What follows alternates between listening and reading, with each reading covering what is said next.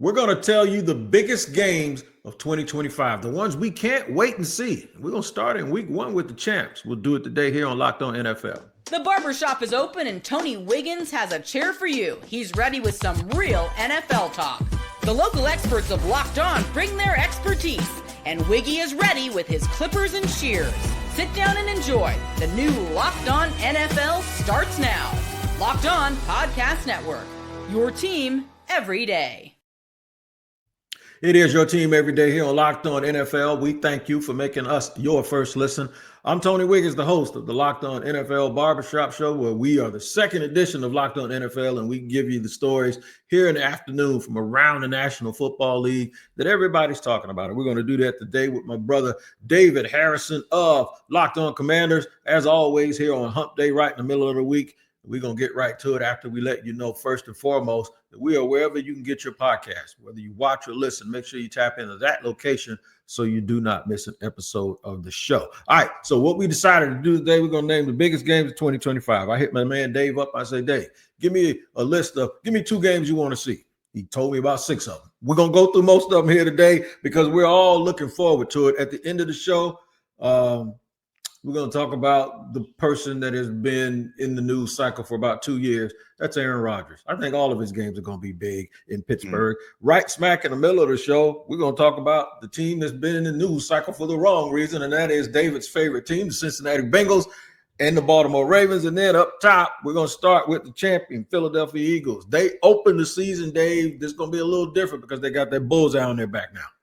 Yeah, I mean, that's the way the NFL wants it, right? They open the year. It's become the tradition now, open it up with the champs because that was the last team standing. So you're going to be the first team entering the ring, and that's how they do it. The Dallas Cowboys, they bring the national attention, they bring the fan base, and it's, of course, a historic rivalry. So the NFL is getting the opening they want, and it's absolutely a game that every football fan is going to make sure they watch.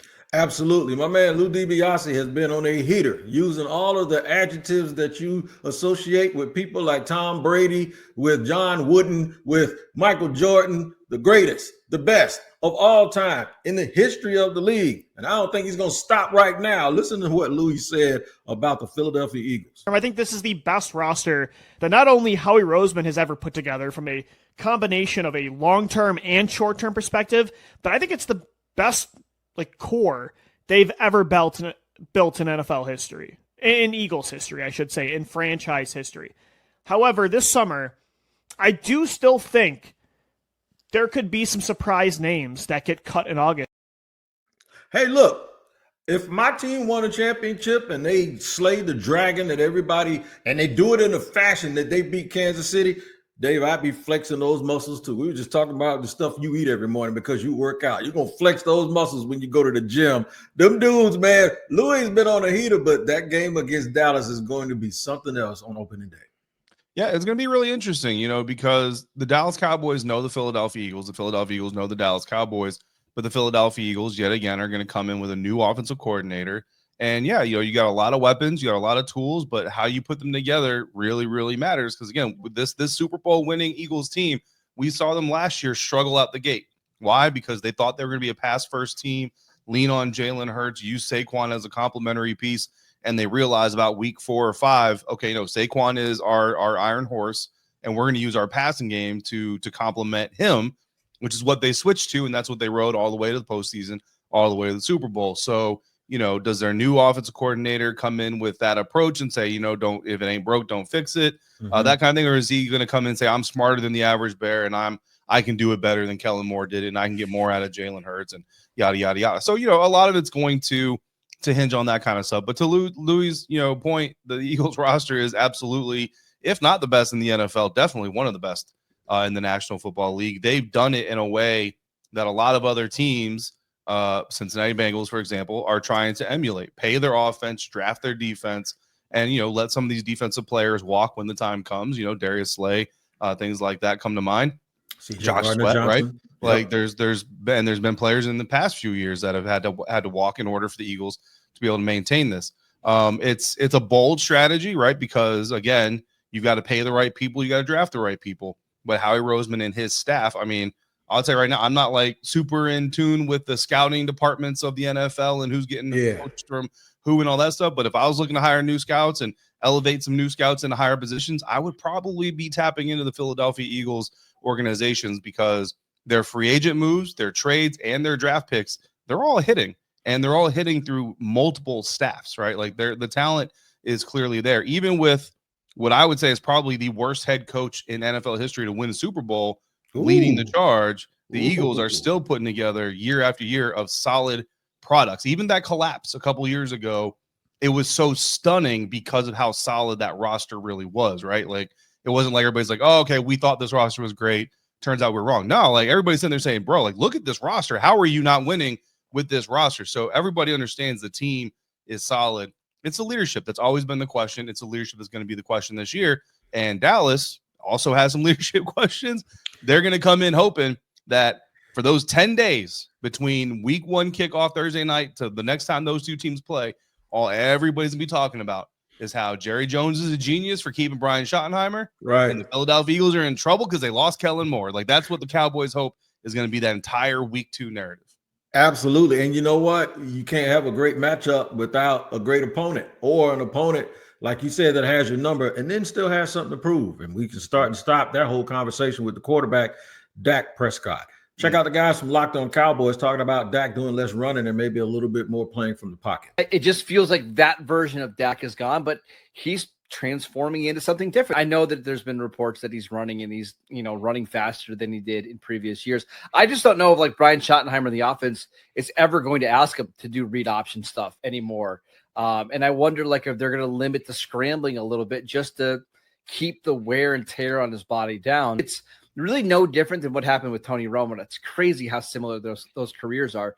Remember Tony, like in 2006, 2007, 2008, he would be moving all the time in the pocket. But by 2013, 2014, he was primarily just a pocket passer. I think that's where Dak is now. It's really funny how cyclical these types of things are. In Jacksonville and in some other places, like the Chargers, when I did a show yesterday, those guys think Justin Herbert needs to unleash his legs. The people that look at the Jaguars from the outside in say, why ain't Trevor Lawrence running like he did in college? And now here with Dak Prescott, now after being injured a couple of times, we see Marcus Mosier and Landon McCool at Locked On Cowboys saying, no, we need to keep him upright, keep him in the pocket and protect him and don't let him run. Yeah, I'll just say this. You're never going to see a 30 for 30. You're never going to see a football life special on a quarterback or really any player where the turning moment in the documentary is the moment that player became less dynamic, they took off. That's just not a thing, man. Like, this is athletics, right? This is athletics. This is like, it's like going to war and saying, man, as soon as that country reduced the amount of weapons they had at their disposal, they really won that war. Like, that's not how this works. Right. To Tony Romo, 2012, 648 pass attempts. The only season he ever had with over 600 attempts. Tony, he had almost the second most pass attempts he has in his career. Beyond that season, almost 100 fewer pass attempts. That's how much more he threw in 2012. To their point, trying to stay in the pocket, stay healthy, preserve the body. The Dallas Cowboys went 8-8, and the very next season, Tony Romo went back to throwing the ball about the 500 mark. Didn't throw the ball 600 times, none of that, because that's who he is. The second you start telling a quarterback, play against who you are by your nature, you're just holding on. At this point, you're just holding on. And listen, I'm not saying you can't win, trying to hold on to what a quarterback is and all that stuff. I'm just saying the thought process of this might produce a better Dak is not realistic. Yeah, it's not like Denver when they got Peyton Manning. And it's not like Denver when Elway was at the end, but he was still Elway, right? And he was still, but they wanted to run the ball more. That's a situation we just ask an older player to do a little bit less and build up things around. And this is where you're actually asking someone to change. And I hope Dak doesn't change. I hope Dak stays who he is. And I hope Jerry and Dallas, they stay all arrogant. And we need that in the NFC East, man. Forget the clock. Forget the timeouts, bro. Just run that thing out. Just run that thing out. Run that thing out. I'm telling you who running out of patience. That's the fans of the Cincinnati Bengals. We're going to talk about them and the Baltimore Ravens and their matchup and how all of these offseason things has really shaped how we feel about the Cincinnati Bengals. We'll talk about it more here on Locked On NFL. Hey, guys, I know you probably heard of Viagra and Cialis. and maybe we've even tried them. But if you're looking for something beyond the usual pill, Rougiet Ready is what you need to be looking for. Rougiet Ready is a next-gen prescription treatment designed to amplify arousal in the brain and boost blood flow. Unlike the usual pills that can take hours, Rougiet's 3-in-1 formula resolves under your tongue and kicks in fast, on average in 15 minutes. Effects can last up to 36 hours, so you can stay confident and in control when the moment is right. Now, sometimes other options don't work, and Rougiet may be the answer. It has been for over 150,000 men already, and they have made the switch. Head to Rougiet.com/LockedOnNFL and use the code LockedOnNFL to get 15% off today. That's Rougiet.com/LockedOnNFL and use promo code LockedOnNFL for 15% off, rather. RUGIET is what it is. All right. Individuals' results may vary with prescription treatment. Compounded drugs are permitted to be prescribed under federal law, but are not FDA approved and do not undergo FDA safety, effectiveness, or manufacturing review. Please visit the Rougiet website for full safety information.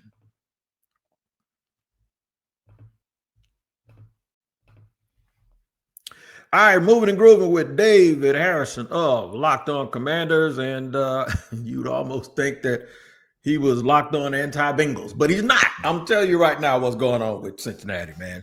The people in Cincinnati might think we're being hard, but really, this is actually tough love. The reason why we keep doing this is because they are in the news cycle for one of the most asinine, well, two of the most asinine, maybe three of the most asinine things that a team could do. And it's the example of what you don't want to do. And Jake and James at Locked On Bengals are two of the best that we have in this business. We're talking about the Bengals, but my man David chose the Bengals and the Ravens as a big game because when you're constantly in the news cycle, you know what? You get what you ask for. Listen to the guys from Locked On Bengals talk about trying to correct one of the things that have been a misstep for the Bengals. Finally, a positive update on the Cincinnati Bengals with Trey Hendrickson as the sides have resumed communication on Trey's contract. It seemed inevitable that at some point that the sides would come together and at least have a conversation. But I don't know how far this has gone past that. I don't know how intense this is. It could be so intense that something gets done this week. I expect him to be in a Bengals uniform. I just don't know when he's going to be happy and smiling in said uniform. Hopefully it's sooner rather than later. I don't know why teams feel like they have to motivate players by mistreating them. They spent the whole offseason with their best defensive player, the rookie that they actually drafted to play with them, sitting there pouting and angry because they won't do the standard things that other teams in the league do. Are they trying to put the gift back in the wrapper here? Is it too late for them to get this right, Dave, so they can be ready for the opening? I mean, there's going to be hard feelings no matter what they do at this point in time, right? Like even if you cave and give Trey Hendrickson everything he ever wanted, everything he ever asked for, he's going to come in there, big smiles. He's going to play the company role. He's going to do the right thing and all that stuff. But behind closed doors, it's going to be like, bro, okay, but like, why did it take all of this drama? Like, why did it take all the public debate? Why did it take all of these talking heads coming on shows talking about how much you mismanaged contract? Like, why did it have to be this difficult? And Wig, we talked about this before. It basically boils down to someone somewhere in the Cincinnati Bengals organization. I don't know. I'm not close enough to it to know who that person is or who those people are. I don't believe it's Zach Taylor, the head coach, who unfortunately might be an offensive-minded head coach with the best quarterback, best wide receiver in the NFL, at least the best quarterback wide receiver duo in the NFL, and might lose his job in a couple of years if the Cincinnati Bengals front office can't get their crap together, because that's how this typically tends to trickle down. Anyway, that's a later conversation. But somebody thinks that they're in the business of generating excitement, that they're in the business of saving money, and that they're in the business of making other people account for organizational missteps, when in fact you're in the people business. And listen, every single person, like Jamar Chase is not sweating the Trey Hendrickson contract situation, right? Because he just got his new deal. But guess what? When it comes time for Jamar Chase to come get his new deal, believe me, he and his agent are going to have the conversation about what happened to Trey. That's going to be sitting in the back of their minds. As they get older and they get maybe a little bit less attractive long-term, those things are going to be sitting in the back of their minds. Joe Burrow is going to be sitting in the back of his mind. Every player for the next 5-6 years. Like you gotta, I used to get told for every F, you gotta get 2 A's. Well, they got a big old F with the way they've handled Trey Hendrickson. And they've got a big old F with the way they're handling Shamar Stewart. So you need 4 A's. You need to just nail 4 other player deals after you rectify these 2 deals. Yeah. In order to build back any type of good vibes you have between the players and the organization, because this is just it's a mess and it's ridiculous. It is ridiculous. And another thing to add to that ridiculous, I'm gonna put this on Joe Burrow. And the only reason I like Joe Burrow, I like Joe Burrow a lot. I have felt bad for him. I think he's been running for his life. I do think he deserves to be in that conversation of those top 4 quarterbacks. Don't complain about the schedule, dog. Leave that to us. Don't say, why do we got to go back to Baltimore for another late season game? That sounds like you scared, or you know why? Because people like seeing y'all play. And that's why they're the second game that we mentioned here. Yep. And that's why we're about to mention Baltimore, because it is the functional organization against a very dysfunctional organization that somehow always is able to supply us with very, very exciting football. Now, they'll play twice this year, but I do want to see the game in Baltimore, probably more than I want to see the game in Cincinnati. And one of the reasons I want to see is because Lamar Jackson is always seeming like people are, especially with all of this stuff coming out about what did or didn't happen in his contract negotiations.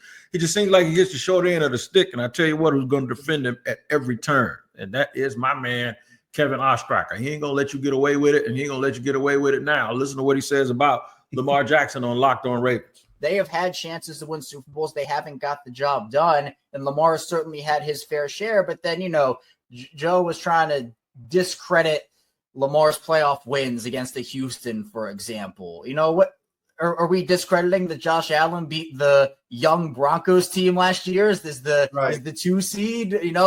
Where's anything about that, right? Like Lamar, playoff wins are playoff wins. I get that it's not like, they haven't beaten the Chiefs. I get it. They haven't beaten the Bills. I get it. But the conversation is, Lamar never performs in the playoffs. Well, he does. And then when that is brought up, it's, it's not against good teams. It's like the goalposts are always moved for Lamar. And, I think it's exhausting. It is. And it's been since day one. Like, my goodness. I appreciate Lamar's resilient nature and like that ultimate positive outlook on life, period. Hey, man, it's hard to stay positive when people keep talking about you, but it's easy to stay positive when you know how good you are and you got $200 million in the bank.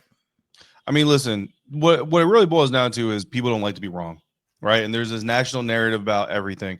I mean, I can point to the team that I cover, right? I remember going into divisional round playoff game, Detroit Lions, and everybody talking about, the Washington Commanders lucked out and beat the Tampa Bay Buccaneers. They lucked out by draining over 4 minutes off the clock at the end of that game in the wild card round to put themselves in field goal position. I know it doinked in, but the 4 minutes that led up to that, not lucky, okay? So they lucked into that wild card win, Wig. And then all I heard all week long leading up to that Lions game, I was even sent a clip from a Detroit radio station. I didn't bite. I didn't put it on my show. I didn't react to it. I'm like, you know what? I'm not going to do this. I did get into it with one Eagles legend, you and I. We talked about that back then. It's okay. It's whatever.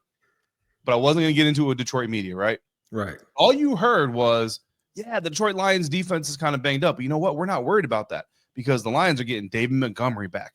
This entire offense is healthy. This is Jared Goff time. This is Dan Campbell. You're coming into Detroit. The Commanders don't have a chance. They turned that offense over 5 times. Yep. And what happened? They're banged up. The Lions are banged up. The Lions were too injured. That's all that was. That's all that was. No. Keep the same energy you had before after the fact. At least that Eagles legend was talking his crap. And guess what? The team he was talking crap went him out and put a 55-23 whooping on the Commanders. So he can keep talking his crap. Keep that same energy after the fact. I got a Detroit. We have a Detroit fan that watches the show. He beefing with you right now, man. He beefing with you because you said they threw the haymakers and they missed and they didn't get the knockout. So we want to give him a shout out. I've been defending you a little bit. Beef with Detroit media. They're the ones throwing those haymakers, and then you want to move the goalpost. Once the game happened, no. We want to add this seasoning after the fact. Like, no, dude, cook your meal and then swallow it. And keep it. That's all it is. That's right. You got to keep it. I tell you what, we've had to swallow a whole bunch of stuff about Aaron Rodgers. And if I had to name a game, so far we've named Eagles and Cowboys in week 1, Bengals and Ravens in the game that they play late that Joe Burrow doesn't want to go to Baltimore and play. For me, it's the Steelers and the Packers for obvious reasons. And then we got another one that ain't so obvious. I don't even know what David's going to say. I got an idea where he's going, but I don't know why the hell he want to talk about it. But we're going to give it to you here in a second on Locked On NFL. All right, today's show is sponsored and brought to you by Monarch Money. Man, ever wish your money felt easier? Managing it has to feel easier, right? With Monarch Money, it can. Whether you're growing your savings or planning a big purchase, Monarch Money puts you in the driver's seat. It's like having your own personal CFO, giving you full visibility and control over your finances. Monarch Money is more than just a budgeting app. It's a complete financial command center. You can track all your accounts, investments, and spending in one place. So in addition to managing your money, you're also building wealth. The thing that surprised me most, and when I noticed it, is how much money I was actually wasting by not having Monarch Money. One thing about me, I don't like wasting my hard-earned money, and you shouldn't either. So take control of your finances with Monarch Money and use the code LOCKEDONNFL at monarchmoney.com for 50% off your first year. That's monarchmoney.com, code LOCKEDONNFL for half off your first year.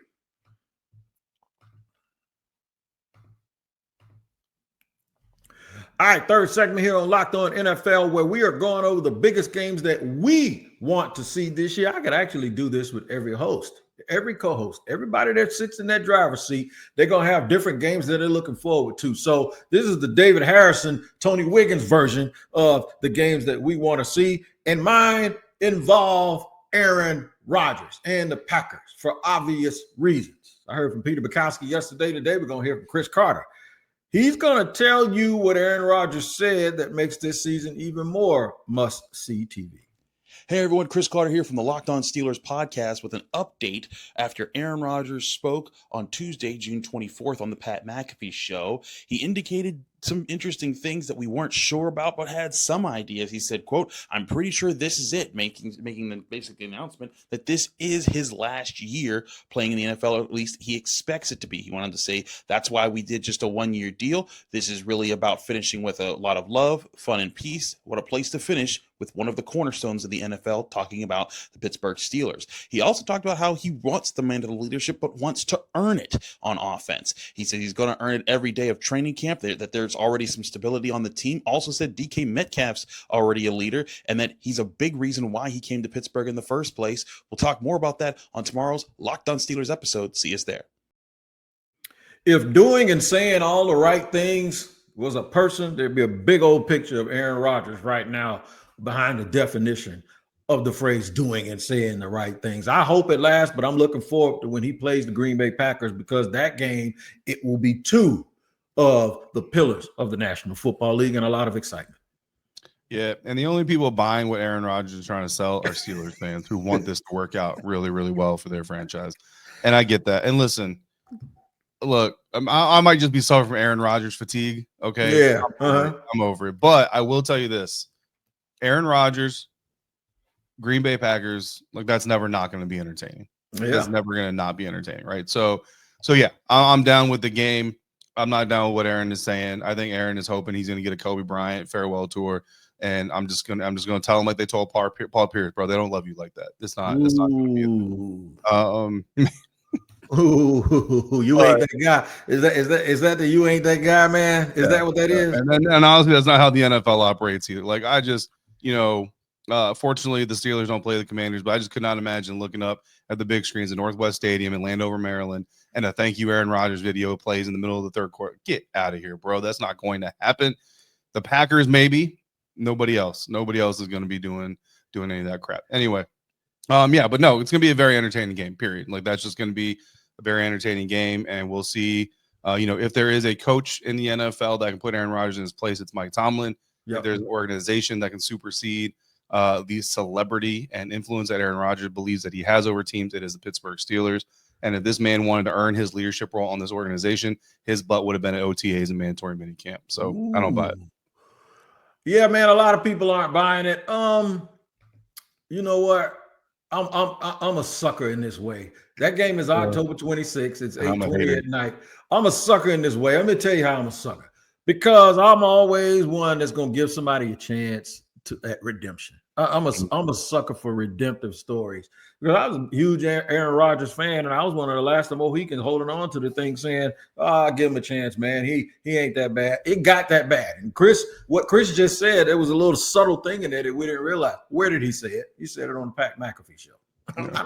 That's part of the reason not against Pat McAfee. I think he's great. I just think that whole thing just felt real funny when things were going bad, and he was on TV every week shucking and jiving. It just didn't rub me the right way. Now, there's a game that you mentioned to me, and I kind of looked at my phone and was like, what the hell are you talking about?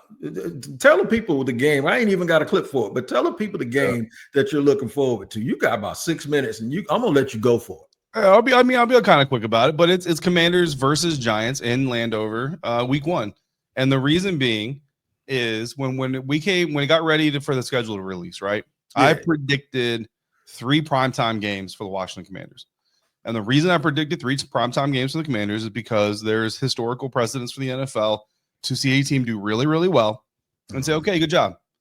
Do it again. Gotcha. Do it again, and then we'll give you all this attention. But we're not going to do it off of 1.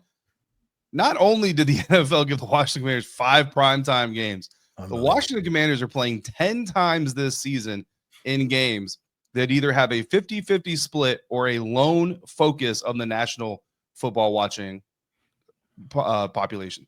So if you're not a fan of the Washington Commanders, but you love to watch football, you're going to see a lot of Washington Commanders football this year. A lot of it. The question is going to be, is it going to be the football you're expecting, right? Because this is the thing. The Commanders could be good, but the prime time watching NFL audience, the national general football, they're going to be expecting great football from these games. Yep. That's what they're going to be expecting. If you put a team in this position 10 times in this season, that's what they're going to expect. That's what the NFL is banking on, right? Mm-hmm. Make no mistake about it. Well, the New York Giants won into division rivalry, so obviously that's always adds a little bit of flavor to it, right? But there are 3 questions about the Washington Commanders. How good is this offensive line going to be? True. How good is the secondary going to be? There's some questions about Marshawn Lattimore, the corners, Trey Amos, the rookie. Is he going to be good? Mikey Sanders still moving back inside, things like that. There's questions about the cornerback group, and there's questions about the Commanders' run defense. Yes. Well, the New York Giants have one of the best defensive fronts in the NFL, so they're coming after that offensive line week 1. They have Malik Neighbors and Russell Wilson, who loves to throw the ball deep, so they're coming after those corners week 1, and you're getting Malik Neighbors versus Marshawn Lattimore week 1. And they have Tyrone Tracy Jr., up-and-coming running back in the NFL, and they drafted Cam Skattebo, my Sun Devil, who loves to punish fronts. So the New York Giants, not the best team in the NFL, but the way they are, where they're good, is built to beat the Washington Commanders. If the Washington Commanders, quote-unquote, concerns, at least the ones that people have about them, I should say, are real, they're going to get exposed in week 1 by the New York Giants. And if the Washington Commanders' weaknesses, if those are actual weaknesses, get exposed in week 1, every team behind them is going to say, hey, look at what they did. And you got the Green Bay Packers with Josh Jacobs, Jordan Love, and their stockpile of number 2 receivers. And they've got their ability to, or their willingness, I should say, to try to push the ball on these cornerbacks. Right. They have the Las Vegas Raiders, who got Geno Smith and are looking to reshape things there. Ashton Genty, Max Crosby, right? So you look week after week, and you've got contests against teams that can attack these quote-unquote perceived weaknesses. And if that happens, the national narrative on the Washington Commanders is going to turn a little bit sour, because fans who aren't fans of the Commanders but have to watch all these games are going to say, why are we watching this? Why is this going to be a thing? So that is why I think week 1 is big. Look, the Eagles showed us you can start slow and then become a championship team. So even if the Commanders go out there and struggle against the Giants, I don't think it's going to happen, but even if they lose to the Giants, it doesn't mean it's going to be bad football for the rest of the year for the Commanders. But there's a lot of pressure on the Commanders organization to produce good football all year long, because everybody's going to be watching them. That is true. Now I see where you're going. What it is you described something earlier as Aaron Rodgers fatigue. I was talking to a friend of mine about quote unquote Caitlin Clark fatigue, Tim Tebow fatigue. Are we going to get Jaden Daniels fatigue? Are we going to get the type of fatigue where somebody's so good that they become polarizing, and then the network starts stuffing them down our throat, all the time. And then it's like, okay, they're good, but enough is enough. Let's just let the game be the game, and we don't need all that extra stuff. Those are a lot of games, and I've been there. I was a kid. When I was a kid, I rooted for that franchise. I lived there. I lived in PG County, and we didn't have a team in Jacksonville. So that was always the team that I rooted for. My mom lived there, and I'm telling you, people hated Washington in Washington. The second favorite team in Washington when I was growing up, and it's probably still that way, is the Dallas Cowboys, and that's their biggest rivalry, and that happens for a reason. All right, man, good show today here on Locked On NFL. Make sure you tap into Locked On NFL Scouting with Kyle Krabs and Joe Marino, a great podcast here on our network. They give it to you like you can't get anywhere else, man. They'll go through these rosters for you, get you ready for your fantasy football team, and then let you know what the key matchups are in training camp for your respective clubs. Make sure you check that out wherever you get your podcast. David Harrison, great show today as always. Go tackle them right there on Locked On the Commanders. I'll be on Locked On Jaguars. Tyler Rowland will be right back in the morning with y'all with another AM edition of the Madman Show here on Locked On Podcast Network with Locked On NFL AM. Y'all take care. We'll see you next time.